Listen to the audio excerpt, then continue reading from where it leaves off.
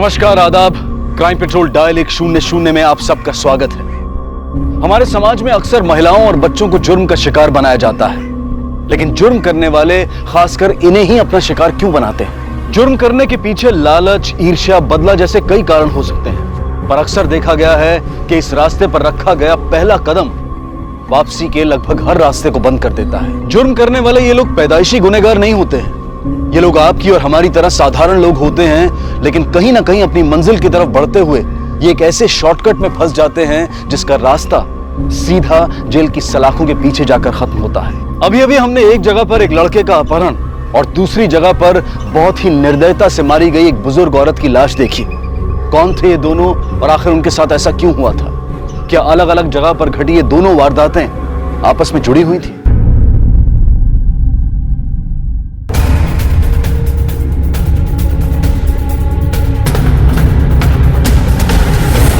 Sir, victim की उंगलियों पे अंगूठी के निशान है, लेकिन अंगूठी नहीं। कहीं ऐसा तो नहीं कि हत्या लूटपाट के इरादे से की गई? अगर लूटना ही था तो मारा क्यों?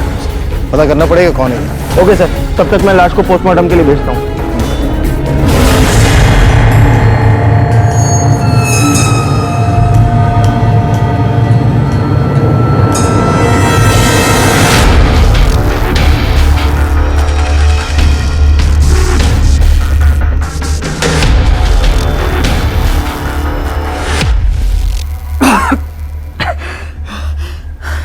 ये सब उनके लिए कर रहा है ना?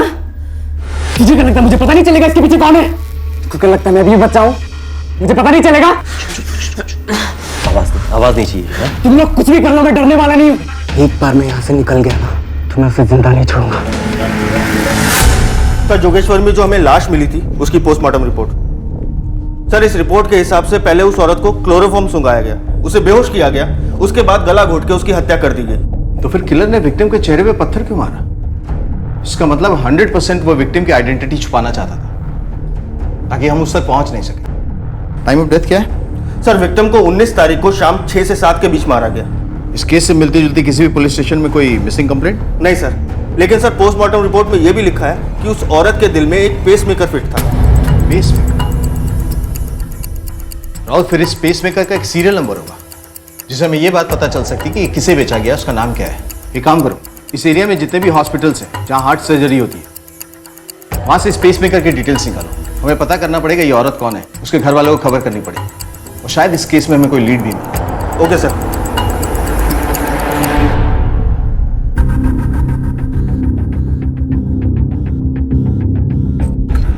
भैया फोन लगा? स्विच ऑफ है। सेजल, मने लागे छे हमें पुलिस के पास जाना चाहिए। શું વાત करो છો? हम पुलिस के पास किसी भी हालत में नहीं जा सकते।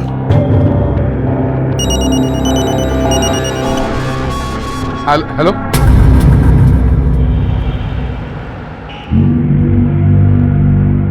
किलर ने इनके चेहरे को बुरी तरह से बिगाड़ दिया है, फिर भी देखकर पहचानने की कोशिश कीजिए।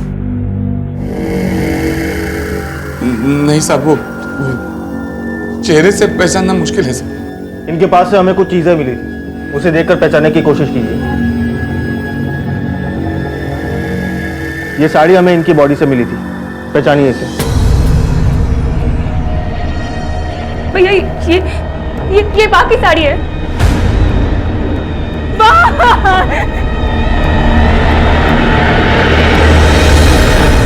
हमें आपके मां के शरीर से एक पेसमेकर मिला जिसके जरिए हम आप लोग तक पहुंच पाए। आप लोगों से सिर्फ एक बात जाननी थी, आपकी मां यानी राधिका जी को गायब हुए 24 घंटे से ऊपर हो चुके हैं, फिर भी आप लोगों ने एफआईआर दर्ज नहीं करवाई, क्यों? एक्चुअली बाघ को जाके 24 नहीं 48 घंटों से ऊपर टाइम हो गया सर। एक्चुअली 19 तारीख की शाम को 6 बजे मैं शॉप पर गया ताकि बाघ घर जाकर आराम कर सके। मिस्टर पटेल 8 बजे आने वाले हैं, उनका ऑर्डर तैयार है, लॉकर में रखा है।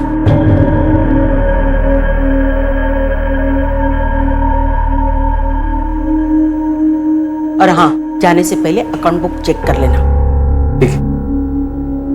वो घर के लिए निकली तो थी लेकिन घर पे पहुंची नहीं सर। मिसिंग कंप्लेंट ना लिखवाने की कोई खास वजह? 19 तारीख की सुबह ही हमारी कुछ बात को लेकर नोकझोंक हुई थी। झगड़े की वजह क्या थी?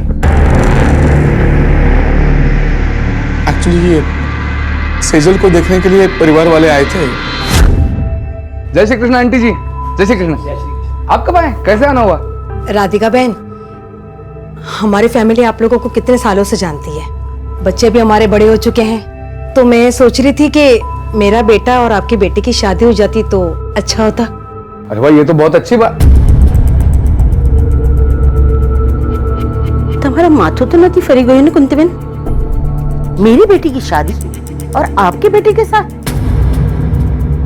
मेरी बेटी एक डॉक्टर है और तुम्हारा बेटा एक मामूली सी न्यूज़पेपर में काम करता है। उसकी कमाई इतनी भी नहीं है जिसमें मेरी बेटी खुश रह सके। हिम्मत कभी नहीं दिखाई गई तुम्हारी लोगों ने कि मेरी बेटी को आप अपने घर की बहू बनाने का सोचे। निकलो यहाँ से। जय श्री कृष्णा। माँ कई बार बेवजह गुस्सा करती थी। ये नवीन जो है उसके परिवार वाले हमारे पड़ोसी थे जब हम कांदिवली में रहते थे, तो इन्हीं सब बातों को लेकर बहस हो गई। अच्छा एक बात बताइए, आप लोग कहाँ रहते हैं और ये आप लोग की ज्वेलरी शॉप कहाँ है? जी सर, हम ओशिरा में रहते हैं और हमारी शॉप हमारे घर से 15 मिनट की दूरी पर है। वो जोगेश्वरी बहराम बाग है ना, वहाँ पर। आपकी माँ ज्वेलरी शॉप से घर कैसे आती थी? जी बाहर चलकर आती थी। एक्चुअली बा को दिल की बीमारी थी, तो डॉक्टर ने बोला था कि वॉक करे जितना उतना अच्छा है। अच्छा, आपके घर में कुल कितने लोग हैं? अब तो हम 3 हैं। मेरी बहन है, ये मेरी बेटी योगिता। और आपकी पत्नी? हमारा तलाक हो गया है 11 साल पहले।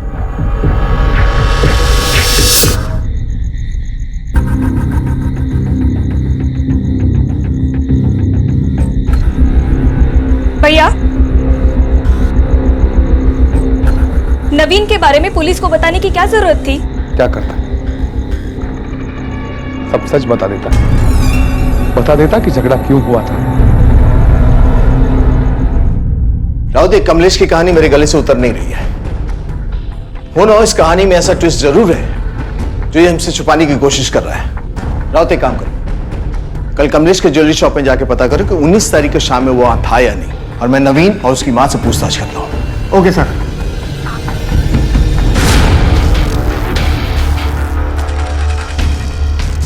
कुछ खा लो। कुछ दे नहीं है ना तो सुट्टा ला के दे, मुझे सुट्टे की तलब लगी है। वाह, ये उम्र है सिगरेट पीने की। किडनैप करके लेके आया तू मुझे, महात्मा बंधन समझा? सिगरेट लेके आया मेरे लिए। मैं तुझे सिगरेट देने वाला नहीं। और देखो, हम यहाँ कुछ दिनों के लिए हैं, तमीज से रहो। धर्मशाला है क्या? बोला है ना मुझे सुट्टा चाहिए, सुट्टा ला के दे मुझे। अगर नहीं ला रहा तो अपना खाना लेके जा तू। हाँ सर, 19 की सुबह को हम राधिका आंटी के घर गए थे और उनसे हमारी नोकझोंक भी हुई थी। और उस नोकझोंक के बाद हमारा खून खौला जरूर था, लेकिन इतना भी नहीं कि हम किसी का खून कर दें। हमने कुछ नहीं किया सर। किसने क्या किया और नहीं है तुम पता लगा ही लेंगे। तुम ये बताओ, 19 तारीख के शाम में कहाँ थे तुम? सर मैं घर पर ही था, मुझे अपने कुछ आर्टिकल्स रेडी करने थे। साहब, राधिका कभी किसी से अच्छे से बात नहीं करती थी और इसी वजह से दुश्मन बढ़ते ही जा रहे थे उसके। इशारा किस तरफ है आपका? अब क्या बताएं साहब, उसके बच्चे भी खुश नहीं थे उससे, पैसा ही सब कुछ था उसके लिए। मुझे तो ये भी सुनने में आया था कि उसका बेटा कमलेश अपनी ही दुकान पे मामूली सी तनख्वाह पे काम करता था। अब मरे हुए के बारे में आपको क्या बताएं साहब, आपको हम पे भरोसा नहीं है तो आप राधिका की बहन अंबिका से पूछ सकते हैं, वो आपको सब कुछ बताएगी। ठीक है।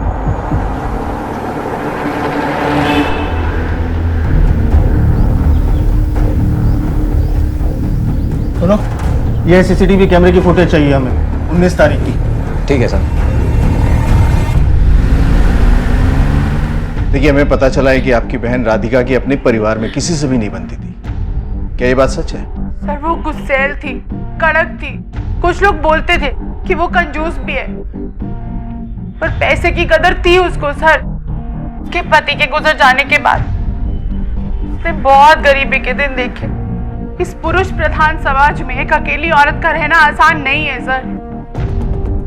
उसने ही मारा है मेरी बहन को। किसकी बात कर रही हैं? प्रेरणा, कमलेश की पत्नी, जिसका उसके साथ तलाक हो चुका है। वो ही राधिका को फोन करती थी, बार बार धमकाती थी उसको। वो राधिका से अपने बच्चे वापस लेना चाहती थी। बच्चे? और जहां तक हमारी जानकारी है, कमलेश को तो सिर्फ एक बेटी है, योगिता। कमलेश का एक बेटा भी है, पार्थ।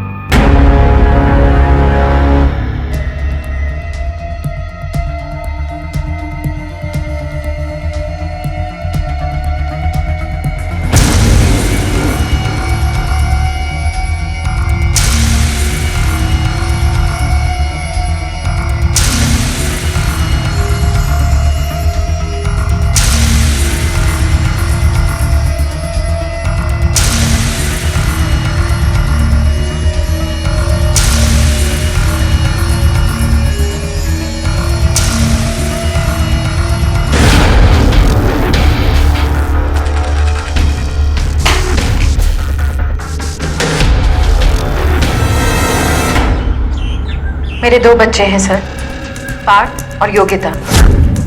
उस औरत ने मेरी बेटी को पता नहीं क्या क्या बोलकर मेरे खिलाफ भड़का दिया। वो तो मुझसे बात तक नहीं करती। हाँ, पार्थ कभी कभी बात कर लेता। पार्थ से आखिरी बार कब बात हुई थी आपकी? यही कुछ दिन पहले, लेकिन जब दोबारा मैंने उसे फ़ोन किया तो उसका फ़ोन नॉट रीचेबल था। मैं उससे मिलने घर चली गई।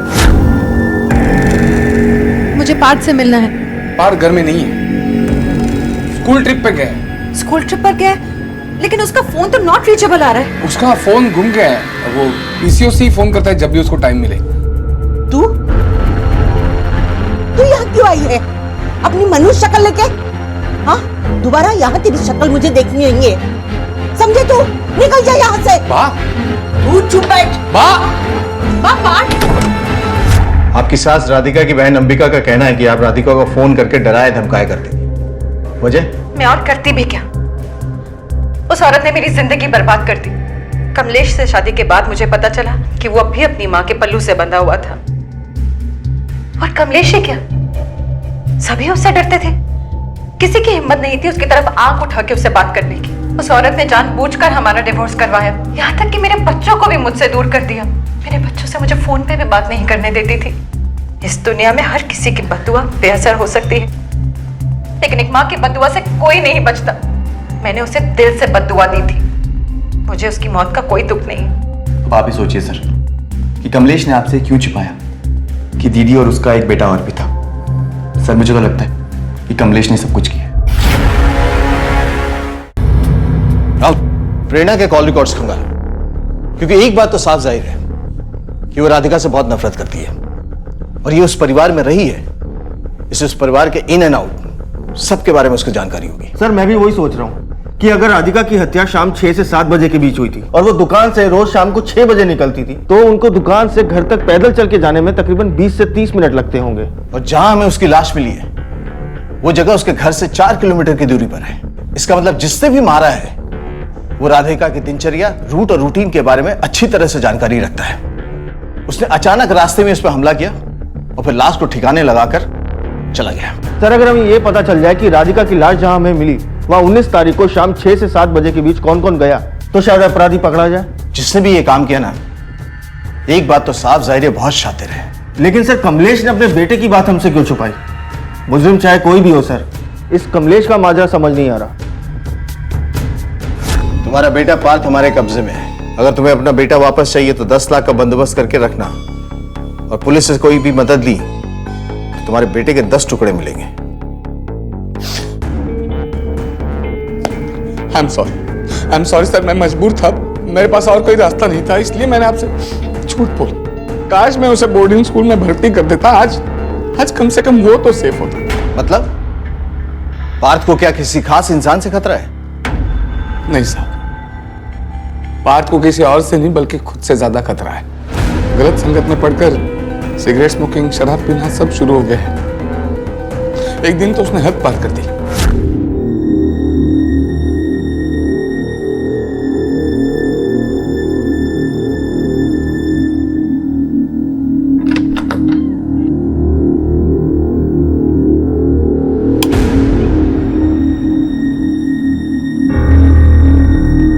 कहाँ से आ रहे हो इतनी रात को?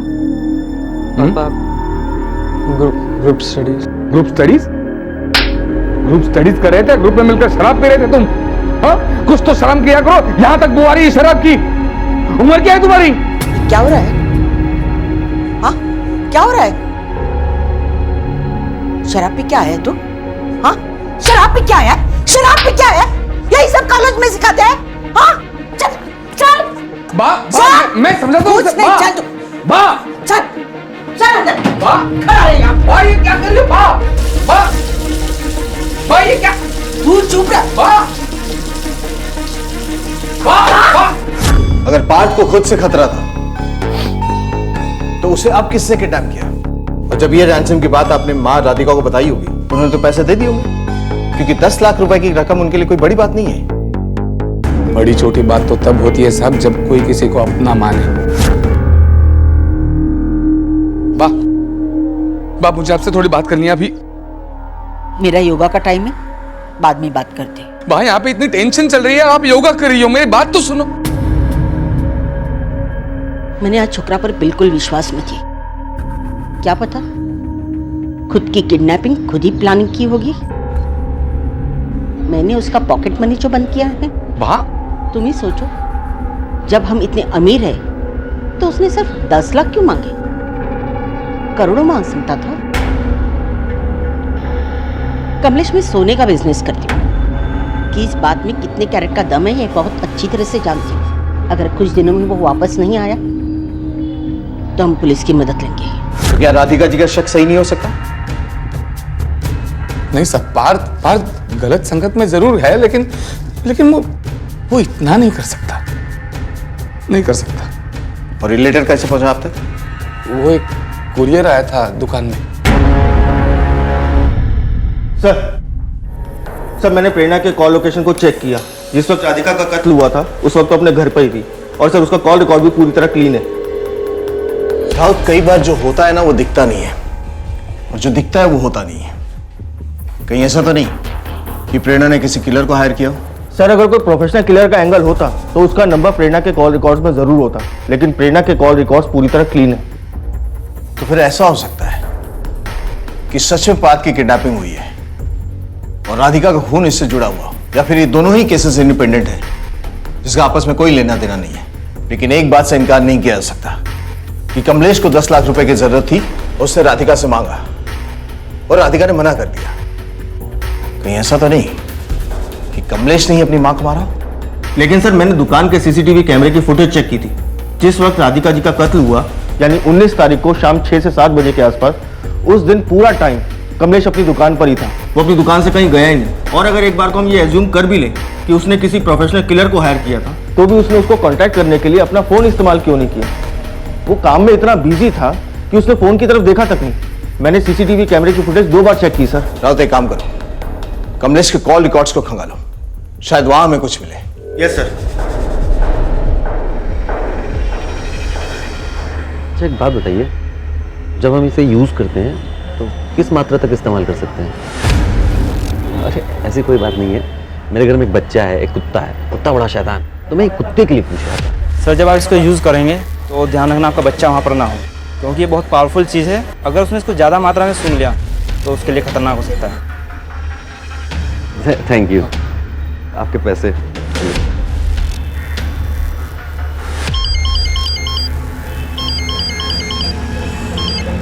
हेलो, अरे मुझे कितना दिन और इसे अपने पास रखना पड़ेगा?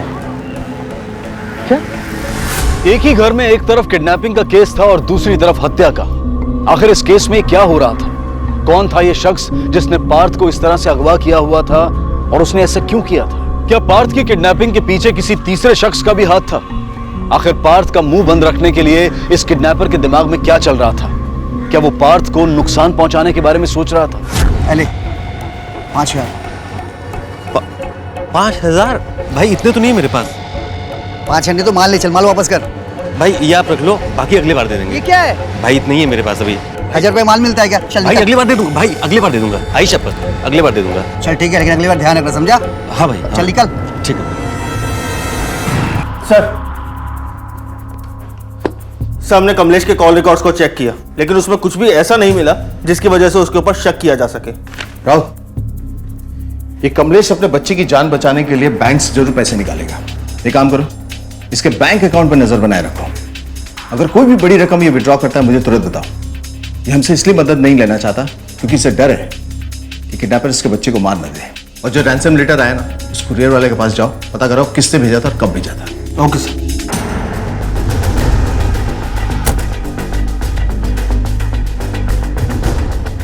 सुनिए, ये पार्सल किसने भेजा बता सकते हैं? सर ये पंकज मालू के नाम से डिलीवर किया गया है। पंकज मालू? जी सर। ठीक है, इस पंकज मालू ने जिस दिन ये भेजा था उस दिन की सीसीटीवी फुटेज चाहिए मुझे। सर सीसीटीवी तो वर्किंग में नहीं है, इसलिए मैं सीसीटीवी फुटेज तो नहीं दे सकता। ठीक है, उसका कुछ हुलिया तो याद होगा, उसका कद काठी, वो कैसा दिखता था? सर यहाँ तो बहुत सारे लोग आते हैं, किसी का चेहरा पहचानना तो बहुत मुश्किल होगा सर मेरे लिए। मुझे इस आदमी की सारी डिटेल चाहिए, इसका नाम, पता, एड्रेस सब चाहिए मुझे। जी सर, मैं 1 मिनट में देता हूँ। ठीक। सर कुरियर करने वाले ने जो डिटेल्स लिखवाई थी वो फेक निकली। राउत, पार्थ का सिम कार्ड और मोबाइल का IMEI नंबर कंटिन्यूअसली ट्रेस पर रखो। अगर 1 मिनट के लिए वो फोन ऑन होता है ना तो उसकी एग्जैक्ट लोकेशन हमें पता चलनी चाहिए। और ये भी पता करो कि लास्ट टाइम उसका मोबाइल कहां ऑन हुआ था और कब on. Okay sir.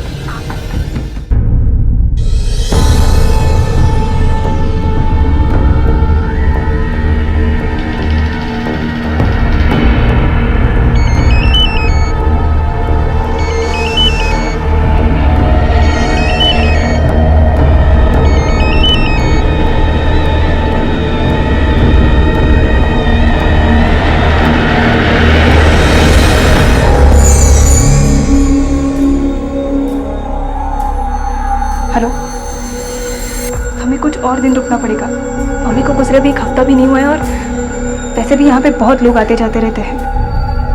I don't know what to do. हाँ, वो 30 mg का डोज दे देना, वो ठीक हो जाएगा।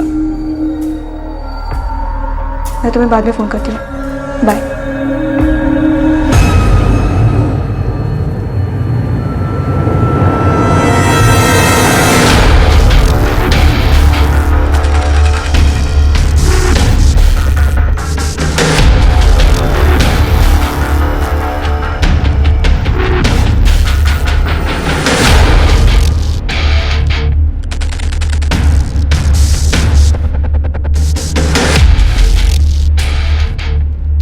उठो, कुछ खा लो।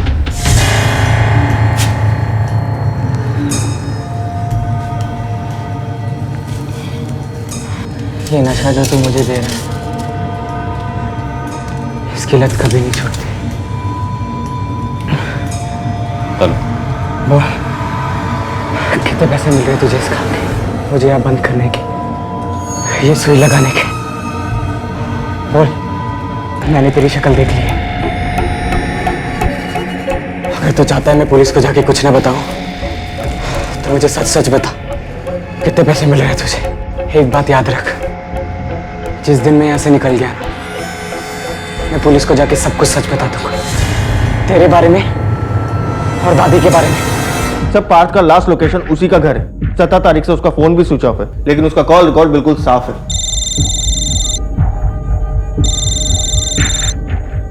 हेलो, हाँ, ओके सर, पार्थ का फोन मिल गया। कहाँ?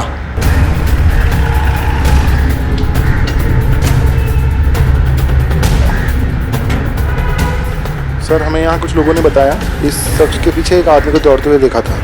सर ये देखिए, तलाशी लेने के बाद 2 चीजें मिली हैं सर, ये फोन और ये ड्रग्स। पार्थ का फोन इसके पास कैसे आया? इस एरिया के जितने भी ड्रग डीलर्स हैं सबको राउंड अप करो। Okay sir. वो आदमी किसी भी हाल में पकड़ा जाना चाहिए। Right sir. बॉडी को पोस्टमार्टम के लिए भेज दो। पार्थ के अपहरणकर्ता ने पार्थ को एक बंद कमरे में कैद करके रखा था, जहां उसने पार्थ के हाथ पैर बहुत मजबूती से बांधे थे। तो आखिर उस अपहरणकर्ता की हत्या कैसे हुई? क्या पार्थ का इस हत्या से कोई लेना देना था? आखिर इस पूरी वारदात की असलियत क्या थी? क्या पार्थ इस जंगल से भाग निकला था? आखिर पार्थ कहां था और किस हाल में था? अब पुलिस उस शख्स की तलाश में जुट गई जिसे लोगों ने मौका वारदात से भागते हुए देखा था। जो कुछ भी पुलिस को चश्मदीद गवाहों से पता चला था, उसकी बिना पर पुलिस ने उस इलाके के सभी पुराने अपराधियों से पूछताछ शुरू की।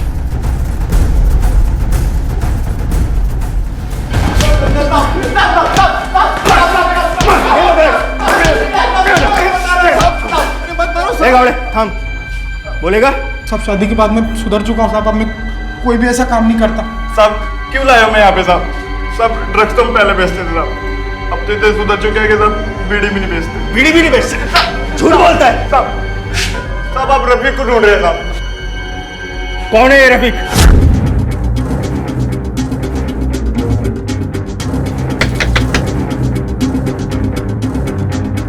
रफीक किधर है?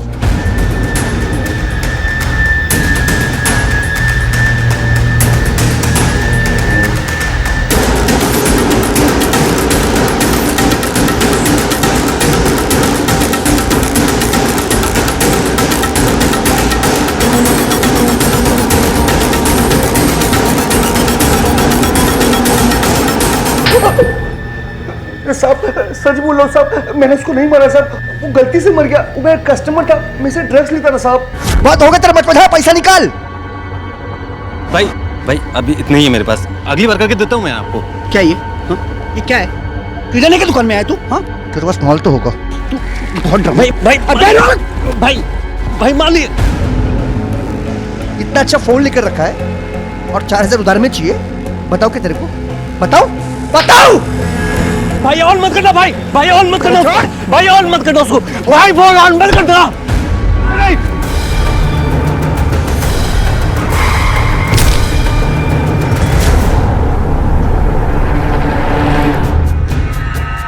इसे पहचानते हो? सर ये तो हिरेन है, हमारी दुकान में बहुत साल पहले काम करता था। लेकिन सर पार्थ का फोन इसके पास कहां से आया? वो तो हम पता लगा लेंगे। इसका कोई कांटेक्ट नंबर है? कांटेक्ट नंबर तो नहीं है सर।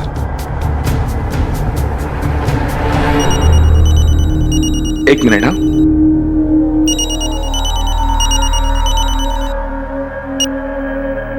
हेलो,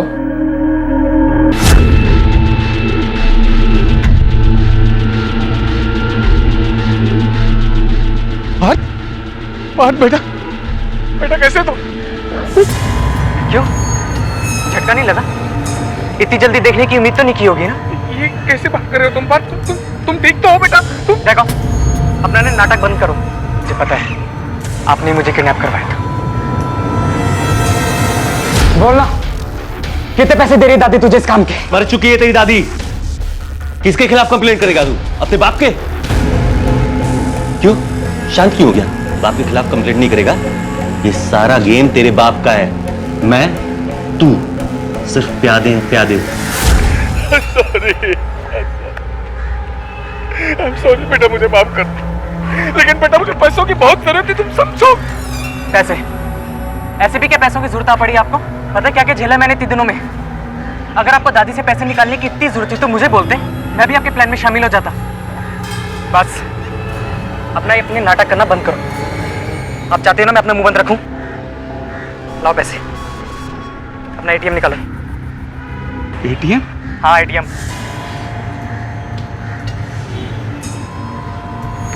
देखो, आज के बाद मुझे ढूंढने की कोशिश भी मत करना। कमलेश का अपने ही बेटे को अगवा करवाने के पीछे का राज तो अब तक नहीं खुला था, पर क्या कमलेश ने ही अपनी मां को जान से मार दिया था? किडनैपिंग और हत्या के इन दोनों मामलों के तार क्या किसी भी तरह से आपस में जुड़े हुए थे? पुलिस के लिए इतनी जल्दी किसी भी निष्कर्ष तक पहुंचना आसान नहीं था। दूसरी तरफ नशे की आदतों से घिर चुका पार्थ अपने पिता के एटीएम से काफी बड़ी मात्रा में पैसे निकाल रहा था। पुलिस के लिए अब इस केस में बहुत जल्द किसी बड़े सुराग को तलाशना बहुत जरूरी हो गया था। सर अभी एक चौंकाने वाली खबर आई है। बैंड्रा के एक एटीएम के थ्रू कमलेश के करंट अकाउंट से 50,000 रुपए निकले। 50,000? राउत, अगर फिरौती के लिए रकम देखी जाए तो छोटी है, लेकिन वैसे देखी जाए तो 50,000 एक बड़ी रकम होती है। तुम कमलेश के अकाउंट पे नजर बनाए रखो और कोई भी अगर बड़ी रकम विड्रॉ होती है तो मुझे तुरंत बताओ। एक काम और करो, उसके पीछे एक कांस्टेबल लगा दो जो 24 घंटे उस पर नजर रखे। मुझे पल पल की खबर चाहिए। Okay sir.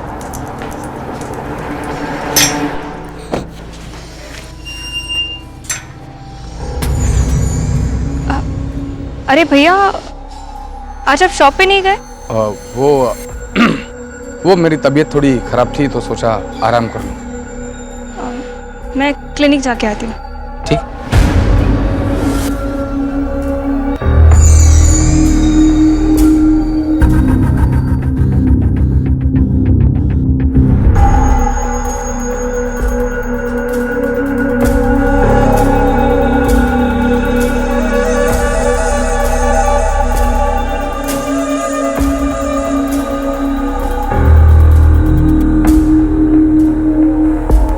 Hello sir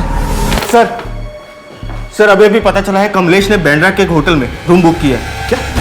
Kamlesh ने? हाँ सर, कमलेश ने। सर या तो वो होटल बहुत ही महंगा है या फिर उसने काफी लंबे टाइम के लिए वो होटल बुक किया है, क्योंकि उसने अपने कार्ड से 40,000 की पेमेंट की है और अपने ही कार्ड से उसने काफी महंगी शॉपिंग भी की है सर। ये हो ही नहीं सकता राउत। क्यों सर? कमलेश अपने घर पे, कांस्टेबल ने अभी बताया मुझे। कौन सा होटल है? Sir hotel park. चलो।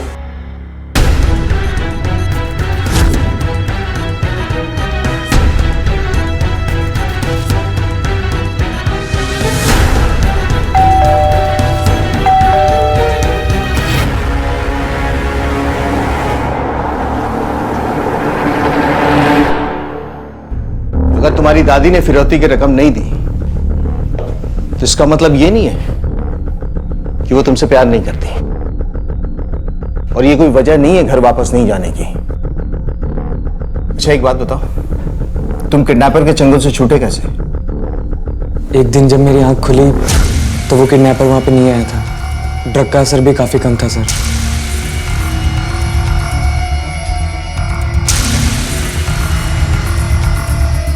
और तुम्हारे पापा का कार्ड तुम्हारे पास कैसे आया? सर कार्ड पापा ने ही मुझे दिया था।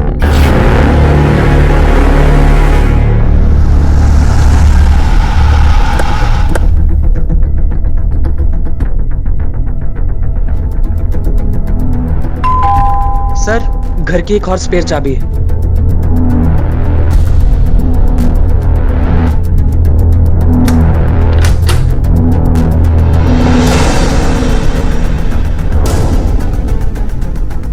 कमलेश! कमलेश! पापा! कमलेश! पापा!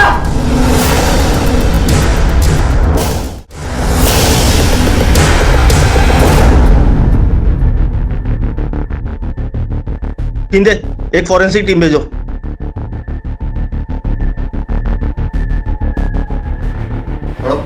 मैं जिंदगी में हमेशा असफल रहा हूं। पहले मेरी शादी टूट गई क्योंकि मेरी माँ को मेरी बीवी नापसंद थी। माँ की जिद की वजह से आज मेरे बच्चे अपनी माँ के बिना पल रहे हैं। मुझे मेरे बेटे के लिए कुछ करना था ताकि वो अच्छे लोगों के साथ रहकर अच्छे से अपनी पढ़ाई पूरी कर सके, लेकिन उसकी फीस ज्यादा होने के कारण मेरी माँ ने पैसे देने से इनकार कर दिया। मेरे पास और कोई चारा नहीं था। माँ की वजह से मेरी जिंदगी तबाह हो गई थी। ना मेरी बीवी थी ना मेरे बच्चे। मेरे दिमाग में एक प्लान आया। मैंने सोचा पार्थ को अगवा करके बात से फिरौती की रकम मांग लूंगा। भले ही पढ़ाई के लिए पैसे ना दिए हों, पर पोते को अगवा करने की बात सुनकर माँ पैसे दे देगी। पर जब मेरी माँ ने फिरौती की रकम देने से इनकार कर दिया तो मुझे गुस्सा आया और मैंने उन्हें मार दिया। मेरी आखिरी ख्वाहिश है कि मेरे जाने के बाद पार्थ और योगिता दोनों अपनी माँ के साथ रहे। कमलेश।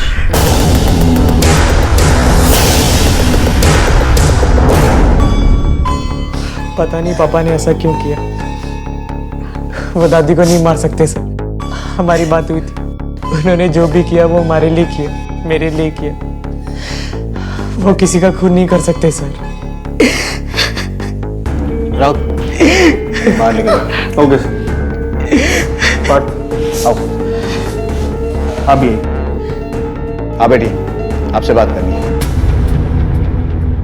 जिस दिन राधिका जी की मौत हुई उस दिन तुम कहाँ थी? मैं तो अपने क्लिनिक में थी सर, लेकिन आप ये सवाल मुझसे क्यों पूछ रहे हैं? जब भैया खुद अपने सारे गुनाह कबूल कर चुके हैं तो फिर इन सवालों का क्या मतलब है? लोग दुनिया छोड़ के चले जाते हैं लेकिन अपने पीछे सच्चाई छोड़ जाते हैं, और उसी सच्चाई को सामने लाना हमारा काम है। कमलेश ने राधिका जी को नहीं मारा, क्योंकि जिस वक्त राधिका जी की मौत हुई उस वक्त वो दुकान में था और उसने किसी भी ऐसे व्यक्ति से बात नहीं की जिस पर शक जाए हमारा। कहाँ थी तुम? सर मैं सच कह रही हूँ, मैं क्लिनिक में थी। चलो मान लेता हूं कि तुम क्लिनिक में थी, लेकिन तुम्हारा बॉयफ्रेंड नवीन वो कहां था? हमें सब पता है तुम्हारे और नवीन के बीच में क्या चल रहा था। तुम्हारे कॉल रिकॉर्ड्स हैं हमारे पास। हाँ सर, मैं और नवीन एक दूसरे को चाहते हैं, लेकिन अगर ये बात बा को पता चल जाती तो फिर वो मैं मार ही देती। लेकिन नवीन हार मानने वालों में से नहीं था। वो बा का दिल जीतकर उनसे मेरा हाथ मांगने वाला था। और जब उन्होंने बात नहीं मानी और नवीन की बेइज्जती कर दी तो तुम दोनों ने प्लानिंग करी उन्हें मारने की। आप ऐसा सोच भी कैसे सकते हो सर? कुछ भी हो जाए, लेकिन वो मेरी बात थी। हमने उन्हें नहीं मारा है सच में सर, बल्कि मैं तो नवीन को भैया से मिलाने के लिए लेके आई थी। हमने सोचा कि अगर भैया मान जाएंगे तो फिर हमारी शादी जल्द से जल्द हो जाएगी। आप लोगों की शादी जल्दी हो या ना हो, लेकिन अपराधी बहुत जल्दी पकड़ा जाएगा। और एक बात ध्यान रखना, तुम अगर इस पूरी कहानी में तुम्हारा नाम किसी भी पन्ने पर लाल स्याही से मिला, तुम्हारी पूरी जिंदगी गाली हो जाएगी। जाओ राउत, 19 तारीख की सेजल और नवीन की कॉल रिकॉर्ड्स मोबाइल लोकेशन से निकालो। Okay sir. सर ये रहे सेजल और नवीन के 19 तारीख के कॉल रिकॉर्ड्स। सर दोनों के कॉल रिकॉर्ड्स पूरी तरह क्लीन है। तो फिर राधिका को मारा किसने? और फिर कमलेश ने अपने सुसाइड नोट में ये क्यों लिखा कि उसने अपनी मां को मारा, जबकि 19 तारीख की शाम में वो अपने दुकान पे था, वहां से हिला तक नहीं था। आखिर वो किसको बचाना चाहता है? सर, कमलेश अपने बच्चों से बहुत प्यार करता था। कहीं ऐसा तो नहीं कि योगिता ने अपनी दादी को मारा और अपनी बेटी को बचाने के लिए उसने सारा इल्जाम अपने सर पे ले लिया? लेकिन अचानक सुसाइड, अब तक तो वो ठीक था, तो फिर आज ऐसा क्या हुआ कि उसने अपनी जान दे दी? राउत, मुझे कमलेश के आज के मोबाइल लोकेशंस और कॉल डिटेल्स चाहिए। Okay sir. कमलेश का यूं अचानक आत्महत्या करना काफी चौंका देने वाला मामला था। आखिर ऐसी कौन सी वजह थी जिसने कमलेश को इतना बड़ा फैसला लेने के लिए मजबूर कर दिया? क्या इस सब के लिए कमलेश ही दोषी था? क्या वाकई में उसने ही अपनी मां की हत्या की थी? पुलिस अब भी राधिका के हत्यारे को ढूंढने में लगी हुई थी। राधिका की हत्या तब हुई थी जब वो अपनी दुकान से अपने घर पैदल चलकर जा रही थी, लेकिन पुलिस को उस रास्ते पर ऐसा कोई शख्स नहीं मिला जिसने कुछ ऐसा देखा या सुना हो जिससे पुलिस को हत्यारे तक पहुंचने में मदद मिल सके। सर, घर आने से पहले कमलेश की लास्ट लोकेशन गोरेगांव थी। मेरा शक सही निकला राउत।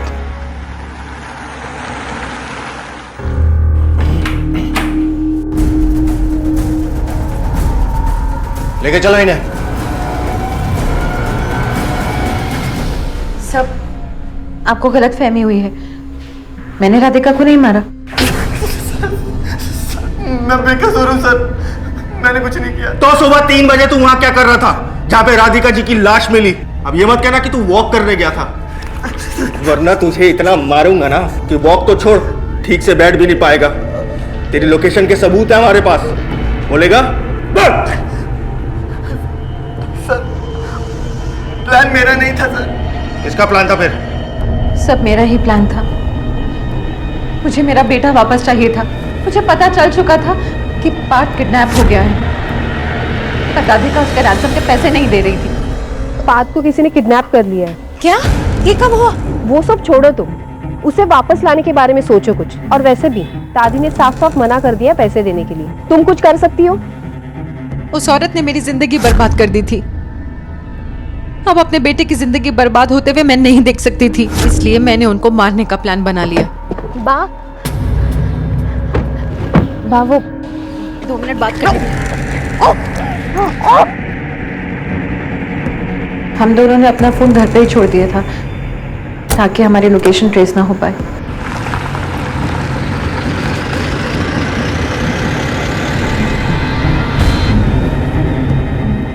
रोशनी बहुत है, मैंने बॉडी अभी डंप नहीं कर सकते। इसलिए सर उसकी लाश को हमने पहले गाड़ी में ही रखा और अंधेरा होने के बाद ठिकाने लगा है।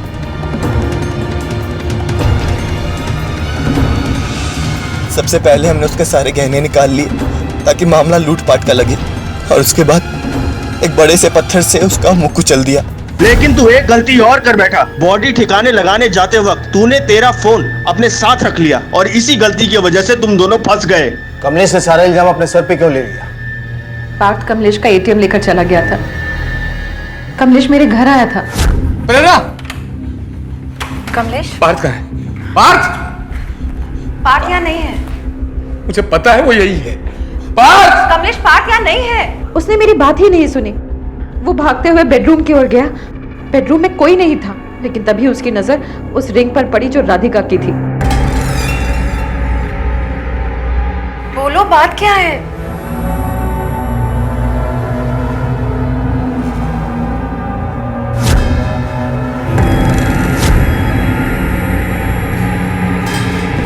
ये क्या है प्रेरणा? ये क्या है? बाकी तुमने क्यों किया तुमने ऐसा? क्यों? सिर्फ अपने बच्चे को बचाने के लिए कमलेश। लेकिन अगर तुम कहोगे तो मैं पुलिस के सामने सब कबूल कर लूंगी। लेकिन मैंने ये सिर्फ अपने पार्थ के लिए किया। जब उसे ये सब पता चलेगा तो वो मुझसे बात नहीं करेगा। तुम ही बताओ कमलेश, अब मैं क्या करूं? ये सब सुनकर कमलेश टूट सा गया था। उसने अपनी माँ की वजह से मेरे साथ जो भी गलत किया उसका पछतावा था उसे। इसलिए घर जाकर उसने सुसाइड कर ली। कमलेश ने जो कुछ भी किया वो अपने बेटे पार्थ के लिए किया। वो चाहता था कि अपने बेटे को बुरी संगत से दूर करके उसे एक अच्छी जिंदगी दे सके। जब राधिका ने पैसे देने से इनकार कर दिया तब शायद कमलेश को कोई और रास्ता नहीं सूझा और वो जुर्म के काले रास्ते पर चलने के लिए मजबूर हो गया। लेकिन कमलेश ने जो कदम उठाया उसे किसी भी कीमत पर सही नहीं ठहराया जा सकता। प्रेरणा को आईपीसी की धारा 302 के तहत हत्या के लिए और विनय को धारा 201 के तहत सबूतों के साथ छेड़छाड़ करने और उन्हें मिटाने के लिए गिरफ्तार किया गया है। ये दोनों इस वक्त जुडिशियल कस्टडी में हैं। एक बात हम सब के लिए याद रखना जरूरी है कि मंजिल चाहे कितनी भी ऊंची क्यों ना हो, लेकिन रास्ते हमेशा पैरों के नीचे ही होते हैं। ये बेहद जरूरी है कि हम किसी भी हालत में अपना संयम ना खोएं, क्योंकि जुर्म के रास्ते पर बढ़ाया गया हमारा एक कदम हमारी जिंदगी को हमेशा के लिए खत्म कर सकता है। देखते हैं हमारे आज के एपिसोड की दूसरी कहानी।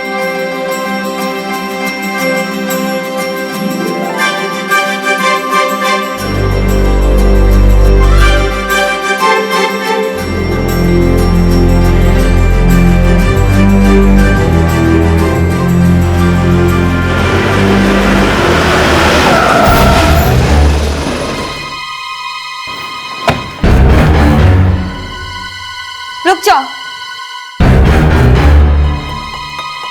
सीमा, अरेस्ट कर लो इस लड़के और इसके परिवार वालों को। लेकर चलो इन सबको। अरे समधी जी, क्या है ये सब? ये लड़की कौन है? ये जिसे बहू बनाकर दहेज मांग रहे हो ना, उसकी बहन है हम। अरे बहन तो कुछ भी करेगी क्या? देखिए, लेकर चलो इन सबको, बहुत हो गया। अरे क्या? अरे एक मिनट रुको यार। अरे बताओ उसे। समधी जी, बताइए इनको। एक मिनट, चले क्या तुम लोगों ने? खून क्या दूर हो गए? पुलिस के आगे धमकी नहीं देना। लेके जा इसको। अरे मेरी बात सुनिए आप। अरे मैडम, अरे मैडम, हमारी बात सुनिए। अरे गलत फहमी हुआ है कुछ। अरे सर, अरे मैडम बात सुनिए। अरे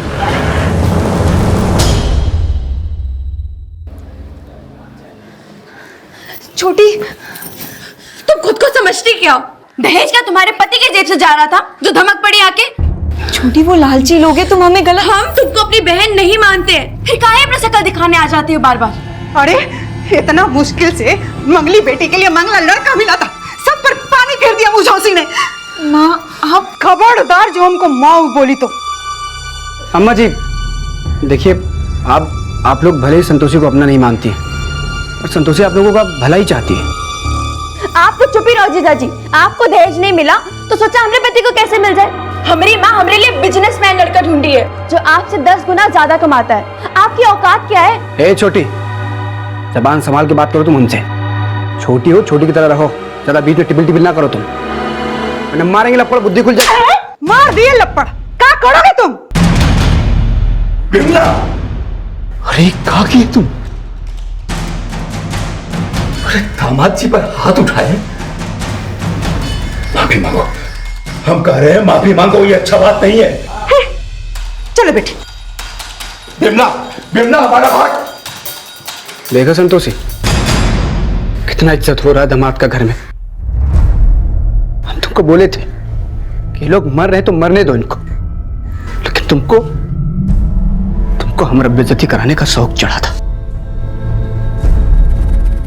पकड़ो ध्रुव को तुमको जो करना है वो करो। मन करे तो सारी जिंदगी के लिए इस घर में बैठ जाओ तुम, लेकिन हम तुम्हारे चक्कर में अपनी बेइज्जती नहीं करा सकते। बहुत हो गया, अब बस सब खत्म। दामाद जी, दामाद जी,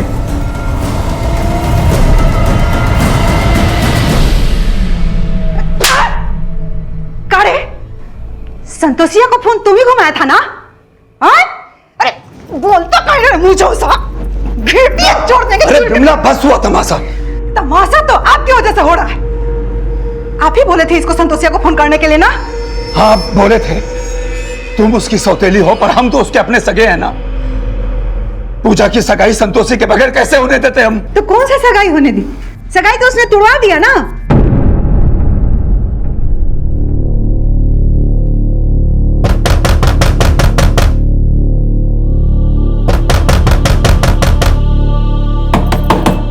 पूजा, हम तुम्हारा भला ही चाहते थे। अरे का दरवाजा खटखटा रही है? चल यहाँ से, कोई नहीं सुनने वाला तुमने यहाँ पे। चल निकल यहाँ से, निकल। विमला, निकल। विमला, अरे क्या कर रही हो? बच्चा है ना गोद में इसका।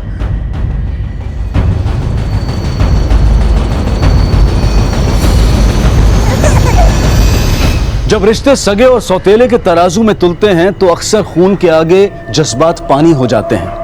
ये केस संतोषी के उन नाजुक जज्बात से जुड़ा था जहां उसके आदर्श भले ही चट्टान की तरह मजबूत थे, लेकिन उसका सच्चापन उसके अपनों की आंख का कांटा था। और अपने इसी सच्चेपन की संतोषी को एक ऐसी कीमत चुकानी पड़ी जहां उसके आंसू खून बनकर बहते रहे और उसके खून को भी पानी की तरह बहा दिया गया।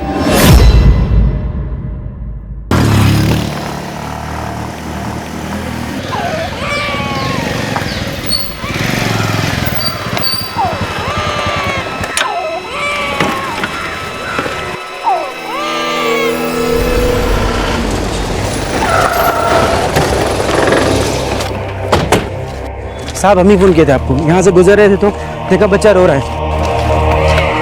हट जाओ, हटिए साहब।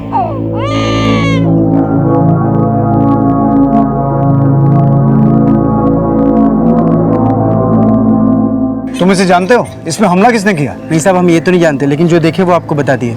सर, ये लड़की का पर्स, मोबाइल और पैसे मिले हैं, लेकिन मोबाइल बंद है। मोबाइल और पैसे इंटैक्ट हैं, इसका मतलब है हत्या लूट के इरादे से नहीं हुई है। हो सकता है इसे मार के यहाँ डंप कर दिया गया हो। लेकिन सर इसके साथ तो बच्चा भी है। अगर कोई डंप करता तो बच्चे को जिंदा क्यों छोड़ता? शायद इसका मर्डर यहीं पर हुआ है।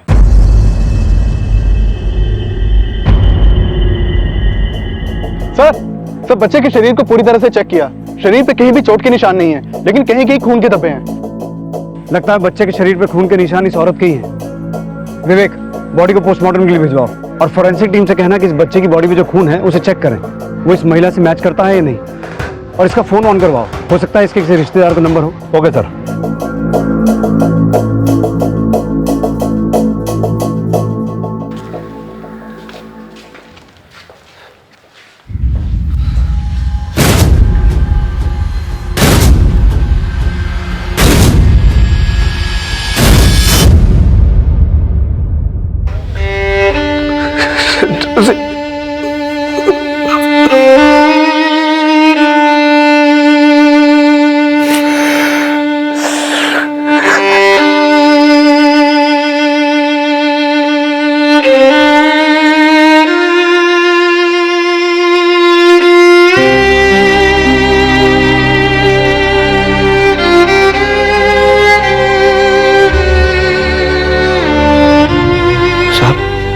संतोषी पिछले एक हफ्ते से ही अपने मैके में थी और कल वो पटना वापस आने वाली थी।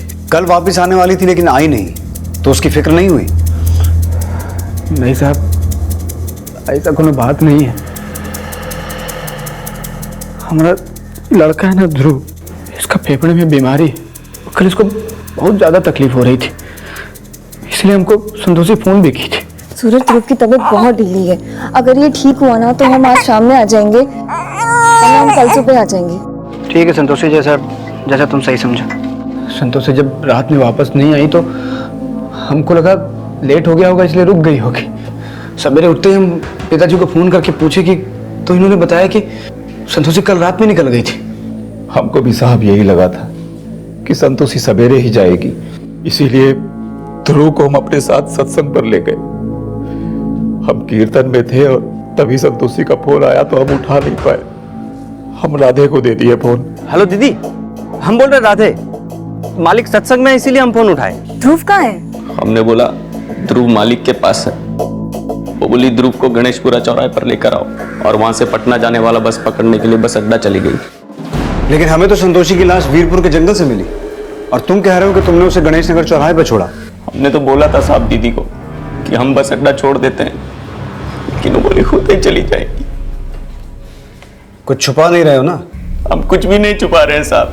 जब तुम संतोषी को गणेश नगर चौराहे पर छोड़े उस वक्त कितने बजे होंगे? 7, साढ़े 7 बजा होगा साहब। गणेश नगर चौराहे से बस अड्डे जाने वाले रास्ते पर पूछताछ करो। आपको किसी पे शक? गणेश नगर चौराहे से बस अड्डे जाने वाले रास्ते पर पूछताछ करो। आपको किसी पे शक? अरे संदीप जी, अच्छा नहीं किया तुम लोगों ने। खून क्या शुरू हो साहब, गौरव और उसके परिवार को संतोषी ने दहेज लेने के जुर्म में अंदर करवाया था। हमको लगता है उन्हीं लोगों ने कुछ ना कुछ करवाया होगा संतोषी के साथ। लेकिन अगर वो लोग अंदर थे तो संतोषी को मरवाएंगे कैसे? हमको मालूम पड़ा था कि वो लोग 2 दिन पहले अपना जमानत करा के बाहर आ गए थे। ठीक है, उनका नाम पता जो भी डिटेल आपके पास है लिखवा दीजिए। विवेक, जिस पुलिस स्टेशन में गौरव और उसके परिवार के खिलाफ दहेज का केस दर्ज हुआ था उसके इन्वेस्टिगेशन ऑफिसर से मिलते हैं एक बार। सर।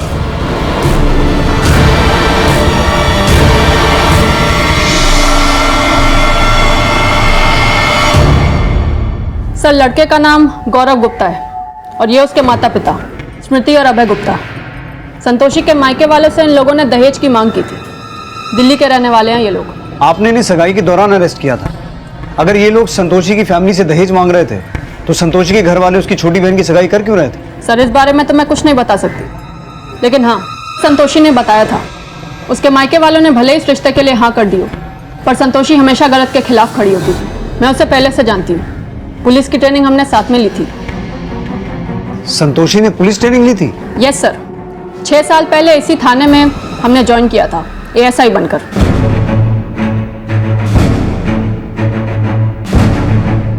चार साल पहले जब संतोषी की शादी हुई थी तो उसने अपना ट्रांसफर पटना करवाया था क्योंकि उसका ससुराल पटना में था। पर शादी के लगभग 3 साल बाद उसने जॉब छोड़ दी। संतोषी के पिता ने संतोषी की हत्या का शक गौरव और उसके परिवार पर जताया है। आपको क्या लगता है? सर, ये लोग जब अंदर थे तो भी इनके चेहरों पर कोई शिकन नहीं थी, और जमानत के बाद जब बाहर आए तो ऐसी अकड़ के साथ आए जैसे उन्होंने कोई क्राइम किया ही नहीं। फिलहाल पता चला है कि ये लोग दिल्ली भी नहीं गए, मुजफ्फरपुर में ही हैं, किसी JK लॉज में ठहरे हैं। संतोषी को बोले थे कि हम टेम्पो मंगा देते हैं, पर बोली ना ही उसको हमारा पैसा खर्च करवाना है, ना ही उसको अपना करना है। एक एक पाई जोड़ जोड़ के रख रही थी ध्रुव के इलाज के लिए, लेकिन अब खुद है अपनी जान गंवा बैठी है।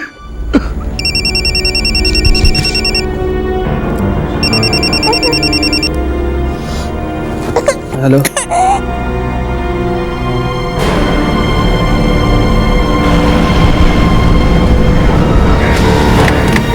सर, हमारे पेरेंट्स दहेज नहीं मांगे थे, बस बोला था कि शादी हमारी हैसियत से होनी चाहिए। अब शादी में कैश और साजो सामान तो हर लड़की वाले देते हैं। उन्होंने हाँ भरी तभी तो हम इतना खर्चा करके दिल्ली से मुजफ्फरपुर आए, और यहाँ के हमारे साथ ही धोखा हुआ। धोखा नहीं, आप लोगों को आपकी औकात दिखाई संतोषी ने। उसने आपको अंदर करवाया और आपने बाहर आते ही उसे मरवा दिया। सर, हमने कुछ नहीं किया। कुछ नहीं किया तो जमानत के बाद अभी तक यहाँ क्यों टिके हो? दिल्ली वापस क्यों नहीं गए? इसलिए नहीं गए सर क्योंकि 2 दिन के बाद पेशी है कोर्ट में हमारी। दहेज के केस में तो जमानत मिल गई, मर्डर के केस में क्या होगा मालूम है ना? मालूम है सर, और ये भी जानते हैं कि आप ना हमें डोरी केस में फंसा सकते हैं और ना ही मर्डर केस में अंदर कर सकते हैं। बड़ा कॉन्फिडेंस में हो। कुछ गलत थोड़ी ना किए हैं सर। 5 दिन हवालात में रहकर भी अकल ठिकाने नहीं आई। अकल है सर, और ये भी जानते हैं कि आप सिर्फ हमें धमका सकते हैं, अंदर थोड़ी ना कर सकते हैं।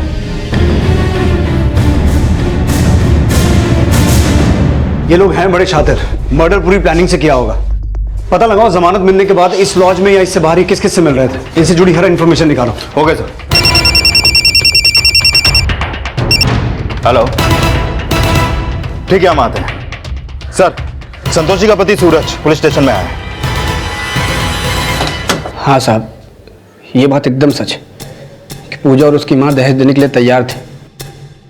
वो लोग संतोषी के पिताजी का कुछ सुनते ही नहीं थे।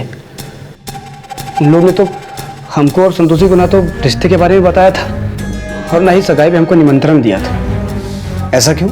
साहब, वो बात ऐसी है कि पूजा और हमारी सास जो है संतोषी से शुरू से ही चढ़ती थी। सगी नहीं थी ना, इसलिए। तो मतलब विमला जी संतोषी की सौतेली माँ है और पूजा सौतेली बहन, पर नारायण जी?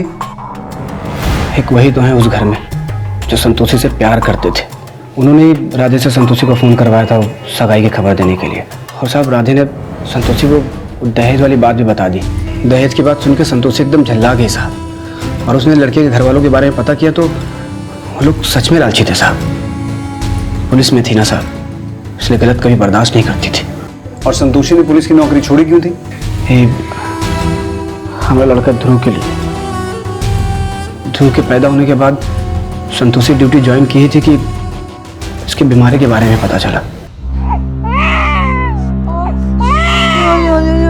ला ला ला, हम संभालते, तुम निकलो तो लेट हो जाओगी तुम। ले। संतोषी काहे रो रही हो तुम? कुछ नहीं होगा ध्रुव को, ठीक हो जाएगा। लेकिन सूरज अभी तो भूखा है ना, इसलिए रो रहा है। तो तुम निकलो नहीं तो लेट हो जाओगी। जाओ जाओ। हम अपनी नौकरी छोड़ देते। संतोषी कैसी बातें कर रही हो तुम? पागल हो क्या? पुलिस ऑफिसर बनना तुम्हारा सपना था ना, फिर ऐसे कैसे नौकरी छोड़ दोगी तुम?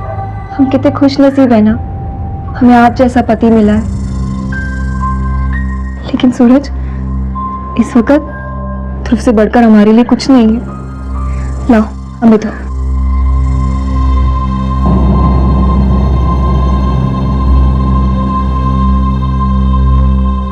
हमको लगा था हमारा औरत और बच्चा का पालन पोषण हमारा जिम्मेदारी है,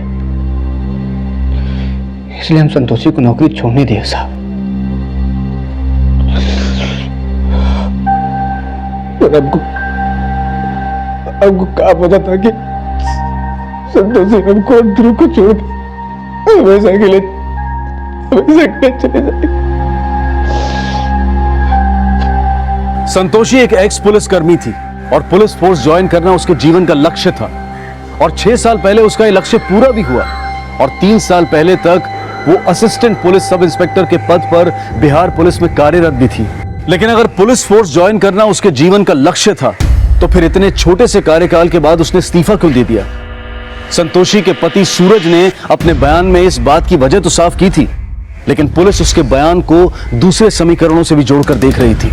सर, भले ही संतोषी ने अपने बच्चे की बीमारी के चलते जॉब छोड़ दी थी, लेकिन सूरज नहीं चाहता था कि संतोषी अपनी जॉब छोड़े।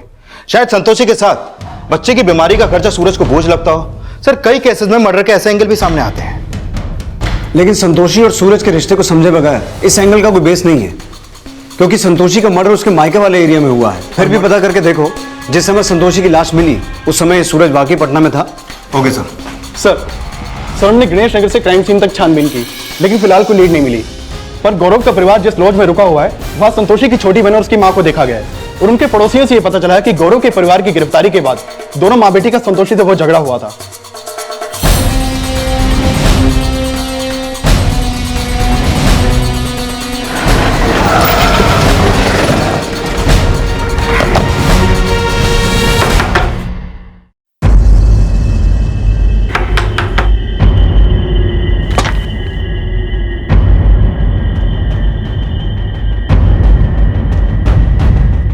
बोल क्यों नहीं रहे?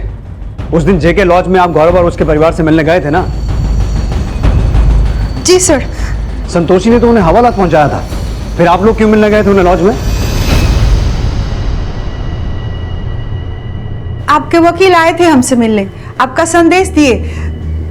बाकी हम खुद आ गए ये कहने के लिए कि हम पैसा नहीं लेंगे आप लोगों से, कोर्ट से ऐसे ही छुड़वा देंगे। हमारा भी बहुत मन है कि पूजा का ब्याह गौरव जी से हो जाए। हमारे जख्मों पे नमक छिड़कने आए हैं। गौरव जी, उस दिन के लिए हम आपसे माफी मांगते हैं। वो जो कुछ भी हुआ संतोषी दीदी की वजह से हुआ। हम तो उन्हें सगाई में भी नहीं बुलाए थे, पर वो अपनी दरोगाबाजी से बाज नहीं आती। ठीक है, हम तुमसे अभी शादी कर लेंगे, लेकिन वो तुम्हारी दरोगा बहन फिर से गले पड़ गई तो क्या करेंगे हम लोग? गौरव और उसके परिवार के साथ मिलकर संतोषी को रास्ते से हटाया, या फिर तुम दोनों ने खुद ही? अरे नहीं सर, हम लोग संतोषी के साथ कुछ नहीं किए। तो कौन किया है? गौरव और उसके परिवार ने? वो लोग भी नहीं किए।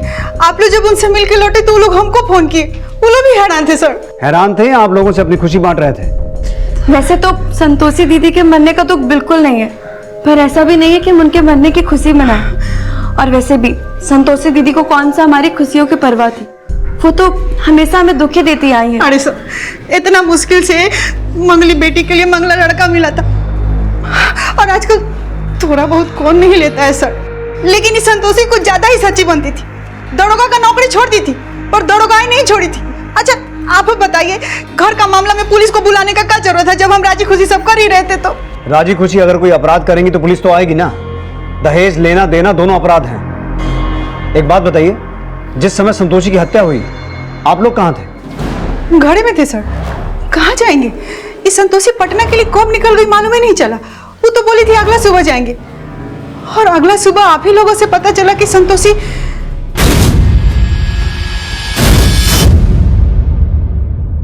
हरे रामा रामा रामा कृष्णा कृष्णा हरे। कोई ना सुनने वाला तुम रहे यहाँ पे, निकल यहाँ से। पापा हम कुछ गलत तो नहीं किए, हम तो पूजा का भला ही चाहते थे। फिर माँ और पूजा हमको अपना क्यों नहीं मानती, और अब आप भी हमको प्यार नहीं करते। ऐसा मत बोल बिटिया, हम तो यही सोच के दूसरा शादी किए थे कि तुमको माँ का जरूरत है। हमको नहीं मालूम था बिटिया कि ये सगे सौतेले का जार हमको तो हिस्सों में बांट कर रख दे। हमको नहीं मालूम। सर, संतोषी के फादर ने बोला था कि संतोषी उस शाम अचानक पटना जाने वाली थी, तो हो सकता है उसके नौकर राधे ने यह बात संतोषी की माँ और बहन को बता दी हो, और इसी मौके का फायदा उठाकर संतोषी की माँ और बहन ने या तो संतोषी का मर्डर कर दिया या करवा दिया होगा। हो सकता है गौरव की फैमिली संतोषी की माँ और बहन के साथ साथ राधे की एक्टिविटीज में भी नजर रखो। Okay sir. पर विवेक, हमें समझना यह भी होगा कि अगर संतोषी अगले दिन सुबह पटना जाने वाली थी तो उसने अचानक अपना प्लान चेंज करके उसी शाम को पटना जाने का फैसला क्यों किया?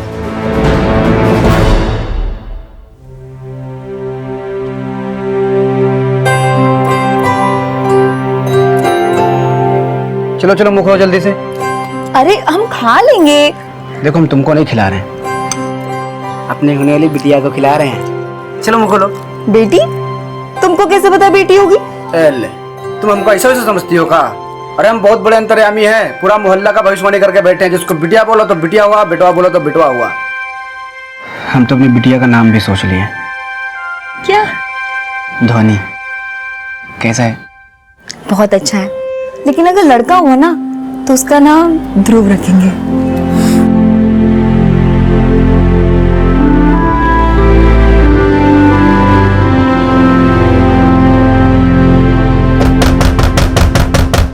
अरे सूरज, दरवाजा खोलो। आते हैं भैया, दरवाजा खोलो। अम्मा क्या है, सो रहे थे क्या? ठीक है ठीक है, बटवा दो अपना। कितना हो गया भैया? अरे हम देते हैं ना, तुम जाकर सामान निकालो ना। लो भाई, कितना हो गया? ये लो, काहे देख रहे हैं? बहुत खर्चे होते हैं। आ जाओ, सामान लेकर आओ। अरे मेरा बच्चा, मेरा बच्चा, अरे तू इसे काहे को ले आया? अरे बिन माँ के बच्चे को कैसे पालेगा? उसका बाप अभी जिंदा है अम्मा। मरे तेरे दुश्मन, माँ के सामने मरने मारने का बात बोलते, शर्म नहीं आता तुमको? हम तो जीते जी मर गए अम्मा, लेकिन जो इस दुनिया में नहीं है उसके बारे में सोच के आपको जरा सा भी दुख नहीं होता है। अम्मा आप थक गई है, थोड़ा आराम कर लीजिए। सर, ये संतोषी की पोस्टमार्टम रिपोर्ट। इस रिपोर्ट के मुताबिक उसकी मौत मल्टीपल स्टेबिंग की वजह से हुई, लेकिन सर एक नई बात सामने आई है। अगर वो ब्लड संतोषी का नहीं है तो किसका हो सकता है? हो सकता है जिसने संतोषी का मर्डर किया हो ये ब्लड उसी का हो। ऐसा भी तो हो सकता है विवेक कि इस काम में राधे की हेल्प ली गई हो और राधे उसे गणेश नगर चौराहे की बजाय सीधा क्राइम सीन पर ले गया हो। लेकिन सर राधे के बारे में अभी तक जो भी पता चला है उससे तो यही सामने आया है कि ये नारायण का काफी वफादार है और संतोषी को तो अपनी बड़ी बहन की तरह मानता था। लेकिन उनका सगा वाला तो नहीं है ना। हो सकता है राधे को पैसों का लालच देकर विमला और पूजा ने अपने साथ मिला लिया हो। सर संतोषी की कॉल रिकॉर्ड से सर संतोषी का फोन क्राइम सीन पे हत्या के 1 घंटे के बाद बंद हुआ है। संतोषी की कॉल रिकॉर्ड से पता चला है कि जब वो मायके में थी तो उसके फोन पे एक नंबर से कई बार कॉल आया। सर ये नंबर किसी मुकेश सिंह के नाम पर भीमनगर के एड्रेस से रजिस्टर्ड है और ये मुकेश संतोषी को काफी समय से कॉल कर रहा था। और भीमनगर गणेश नगर चौराहे से ज्यादा दूर नहीं है जहां में संतोषी की लाश मिली थी, और गणेश नगर चौराहे पर संतोषी को छोड़ा था राधे ने। विवेक, इस राधे को बुलाओ। होगा सर। साहब, भले ही संतोषी दीदी हमारी सगी नहीं थी, लेकिन हम उनको सगी से भी ज्यादा मानते थे साहब। हमारी बड़ी दीदी थी साहब। और पूजा और विमला, तो नौकर तो पूरे खानदान का है ना।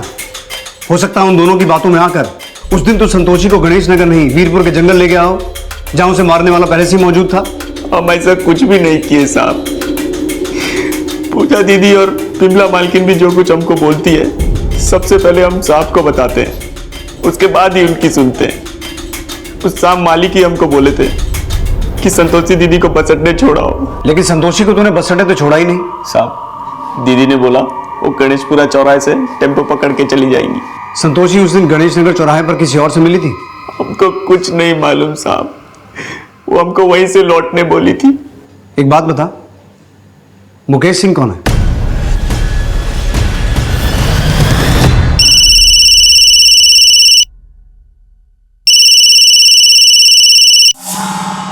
हेलो, कौन मुकेश सिंह बात कर रहा है? जी बोल रहा हूँ।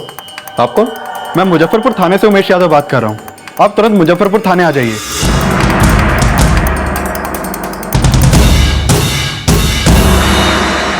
तुम समझ काहे नहीं रहे हो? तू काम धंधा करेगा या इस बच्चे को पालेगा? देखो बेटा, अभी भी समय है, इसको नाना नानी के पास छोड़ आओ। अम्मा आप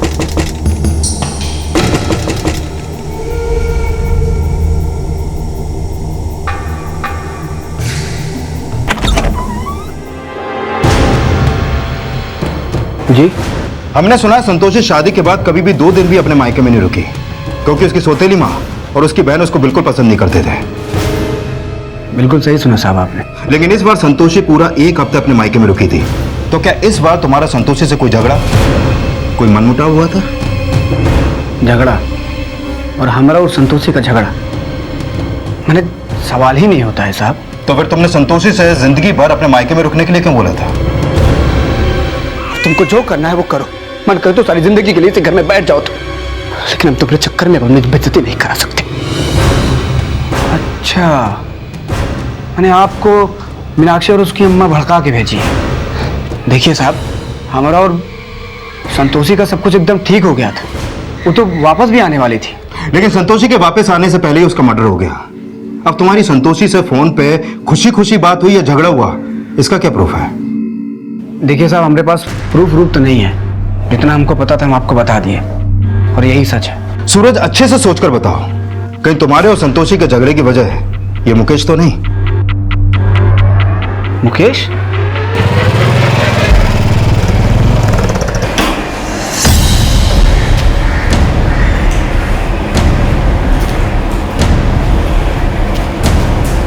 आप इसमें मुकेश को घुसा के मतलब कहना क्या चाहते हैं? मुकेश को तो जानते हो ना तुम? आप मुकेश को जानते हो, वो संतोषी का दोस्त था। अरे साफ साफ बता क्यों नहीं देते इंस्पेक्टर साहब को? साहब, हम बताते हैं आपको, वो मुकेश दोस्त नहीं, संतोषी का आशिक था। अम्मा काहे लिए आप बीच में कूद रही हैं? आप चुप रहिए ना, हम बता देंगे, सब बता रहे हैं हमको। आप चुप रहिए साहब। वो संतोषी और मुकेश एक दूसरे को पसंद करते थे, और संतोषी मुकेश से शादी भी करना चाहती थी। अगर संतोषी मुकेश से शादी करना चाहती थी तो फिर उसकी शादी तुमसे क्यों हो गई? दरअसल हमारे चाचा मुजफ्फरपुर में रहते थे, अभी उनका देहांत हो गया। हम बचपन से उन्हीं के पास पले बड़े।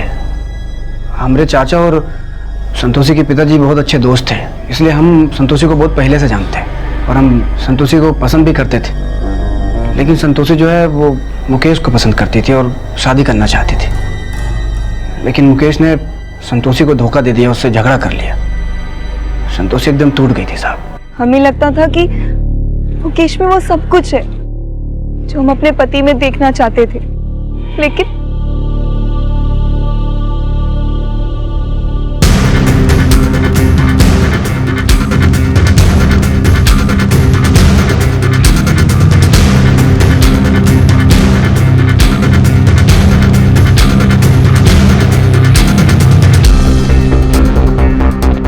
सूरज, हमसे शादी करोगे?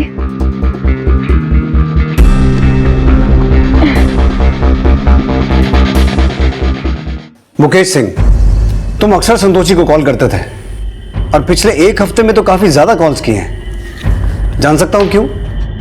सर, हम बस ऐसे ही कॉल करते थे। संतोषी का मर्डर हुआ है, तुम्हारी इस ऐसे ही का हम क्या मतलब निकालेंगे, समझते हो ना? साहब, मुकेश जो है संतोषी को फोन करके तंग करता था, ये हम खुद देखें।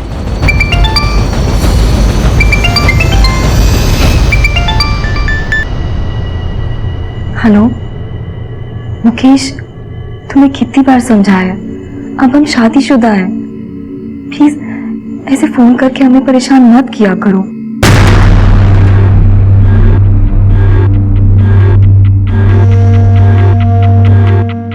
साहब संतोषी मुकेश का फोन सिर्फ इसलिए उठाती थी ताकि संतोषी मुकेश को समझा सके कि वो उसे भूल जाए और अपनी जिंदगी में आगे बढ़े, लेकिन वो समझता ही नहीं था।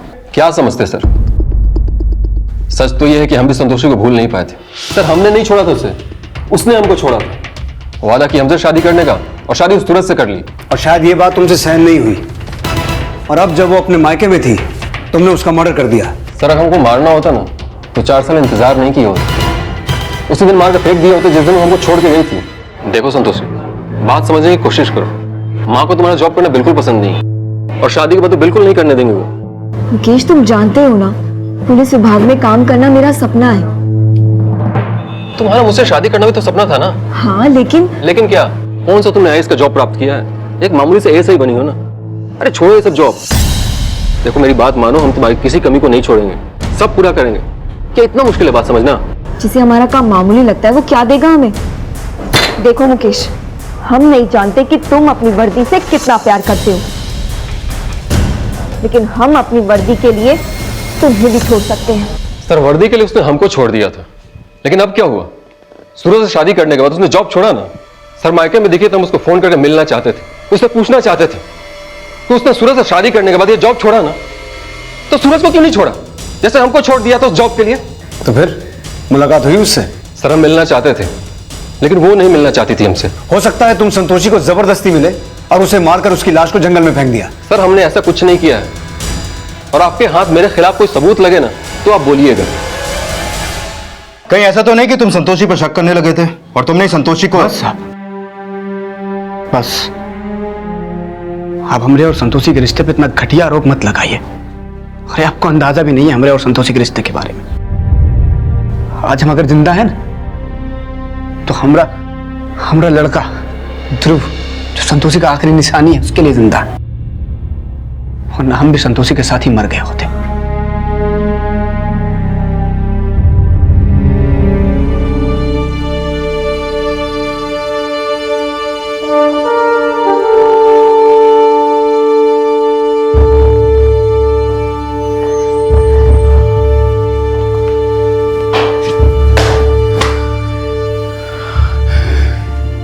अरे वाह बिटिया, ये पुलिस का कपड़ा में हमारी बिटिया कितनी सुंदर लग रही है।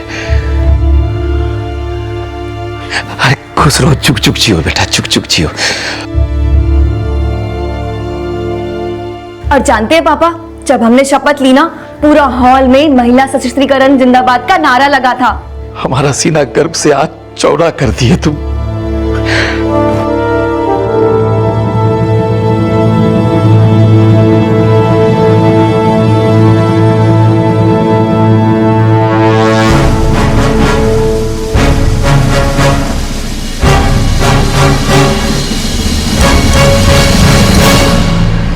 अरे मालिक, क्या हुआ?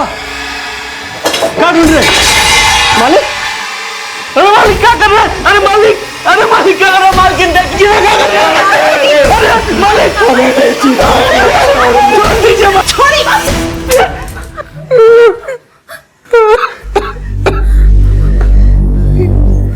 हमें नहीं जीना, अपनी बिटिया संतोषी के बिना हम नहीं जीना चाहते। नारायण, ये बच्चों जैसी हरकत क्या है? ये मरने मराने का भूत कहां से सवार हुआ? तुम ये सत्संग में आना बंद मत करो नारायण। अरे सत्संग से ही तो हर दुख से मुक्ति मिलती है। हमारी और कैसों की जिंदगी में का कम दुख था, हम सब की जिंदगी में सत्संग से ही बदलाव आया है। हमें कोई बदलाव नहीं चाहिए, केवल मुक्ति चाहिए हमें, मुक्ति। सर गौरव का परिवार संतोषी की बहन और उसकी मां के खिलाफ तो अभी तक हमें कुछ नहीं मिला, लेकिन संतोषी को मारने में इस मुकेश का मोटिव भी स्ट्रांग है और संतोषी के मर्डर में सूरज का हाथ होने की पॉसिबिलिटीज को भी नकारा नहीं जा सकता सर। लेकिन संतोषी का सूरज की मां के साथ भी रिश्ता अच्छा नहीं था। संतोषी की सास के बारे में भी सारी इंफॉर्मेशन निकालो सर। इन सब पे नजर रखने के साथ साथ हर पॉसिबिलिटी को खंगालो। Okay sir.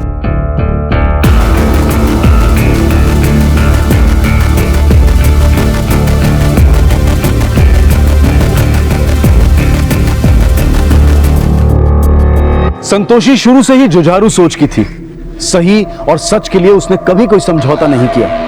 लेकिन वो किस सच के लिए कुर्बान हुई? क्या वो किसी की दुश्मनी का शिकार हुई थी या फिर उसके अपनों ने ही उसका सीना छलनी कर दिया था? संतोषी के मर्डर के कई सस्पेक्ट्स नजर आ रहे थे, लेकिन इन्वेस्टिगेशन के दौरान पुलिस के सामने एक और केस आया।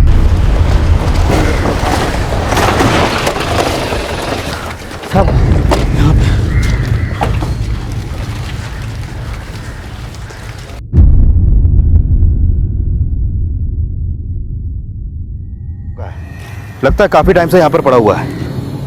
ये इलाका उस इलाके से ज्यादा दूर नहीं है जहां में संतोषी की लाश मिली थी। कहीं ऐसा तो नहीं कि इस बच्चे की हत्या का संतोषी की हत्या से कोई कनेक्शन है? पहले आसपास सर्च करो, हो सकता है इसके शरीर के बाकी हिस्से यहीं कहीं आसपास हों।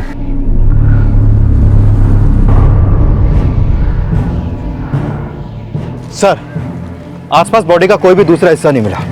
लेकिन विवेक, इस थैली में जिसमें बच्चे के सर मिला है किसी पूजा के सामान की लग रही है, लेकिन नाम मिट गया है, शायद बाहर पड़े होने की वजह से, और बारिश का मौसम भी है।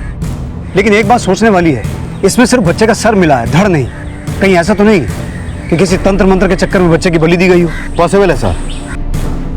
हो सकता है संतोषी को किसी तांत्रिक के बारे में पता चल गया हो, वो तांत्रिक किसी बच्चे की बलि दे रहा हो और उसी तांत्रिक के हाथों संतोषी का मर्डर हो गया हो। अगर संतोषी की हत्या का कनेक्शन इस बच्चे की बलि से होता तो संतोषी की बॉडी के पास हमें उसका बच्चा जिंदा नहीं मिलता।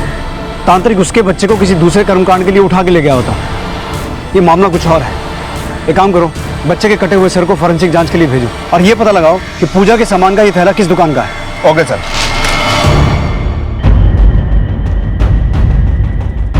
सर, जिस बच्चे का कटा हुआ सर हमें मिला था उसकी फॉरेंसिक रिपोर्ट, इस रिपोर्ट के मुताबिक उसकी हत्या उसी शाम हुई जब संतोषी का मर्डर हुआ, और संतोषी के बेटे ध्रुव की बॉडी पर जो हमें खून के धब्बे मिले थे वो उसी बच्चे के थे। इसका मतलब ये हुआ कि जिसने बच्चे को मारा उसका संतोषी की मर्डर से कोई कनेक्शन है। वो पूजा का थैला किस दुकान का है पता चला? सर अभी तक तो नहीं, लेकिन पूछताछ जारी है।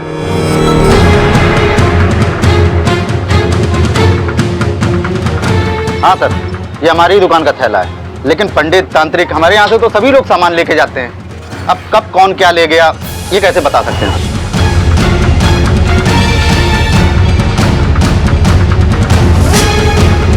उस दुकान के बाहर सीसीटीवी है। संतोषी के मर्डर से पहले वाले दिनों के उस सीसीटीवी के फुटेज चेक करते हैं, शायद उसमें कुछ मिले। Okay sir.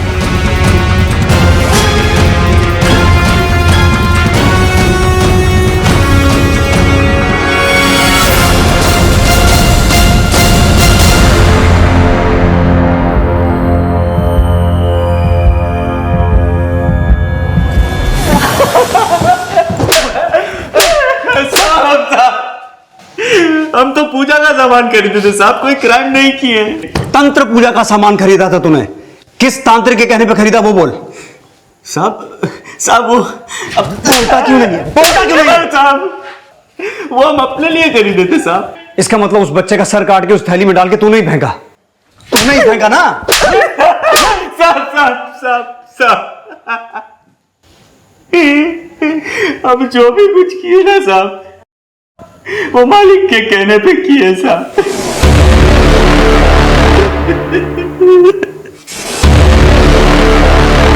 अरे रुक, सर कहानी क्या कर रहे हैं सर?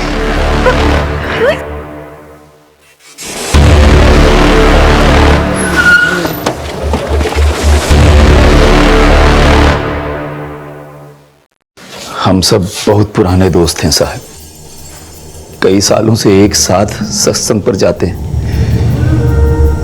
पर सत्संग पर जाने के बावजूद हमारे दुखों का निवारण नहीं हो पा रहा था। तब हमसे एक दिन ब्रिजभूषण बोले, हमको एक तांत्रिक मिला था, उसी ने हमको कहा कि अगर तुम काला जादू सीख लो तो तुम्हारे सारे समस्याओं का समाधान हो जाएगा। संतोषी हमारी बहुत ही प्यारी बच्ची थी साहब, बहुत प्यार करते थे हम उसको। बहुत मेहनत करके पढ़ा लिखा के उसको पुलिस का नौकरी दिलवाए, लेकिन उसका बच्चा ध्रुव का तबीयत खराब रहने के कारण उसको पुलिस का नौकरी छोड़ना पड़ा। वो बहुत परेशान रहती थी साहब, उसका परेशानी हमसे देखा नहीं जाता था, इसलिए हम काला जादू का सहारा लेना ठीक समझे और उसके लिए हमको एक बलि का जरूरत था, तो वो बलि देने के लिए जो बच्चा हम लाए उसके लिए राधे से बोले। वो बच्चा राधे एक भिखारी से खरीद के लाया। तभी संतोषी का फोन आया हमको।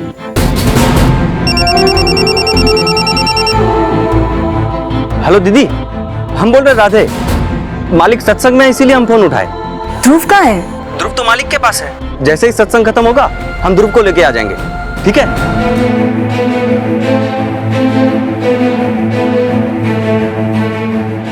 पापा, ये सब क्या हो रहा है? छोड़िए, हम कह रहे हैं ना संतोषी किसी से कुछ नहीं कहेगी, हम कह रहे हैं ना।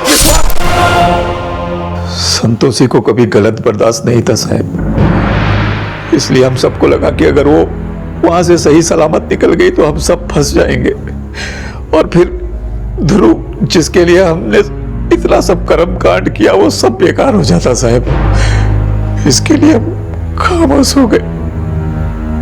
और वो बच्चे का सर हम उसी थैला में डाल दिया जो राधे तंत्र पूजा के लिए लाया था, और बच्चे का शरीर को जमीन में दफना दिया।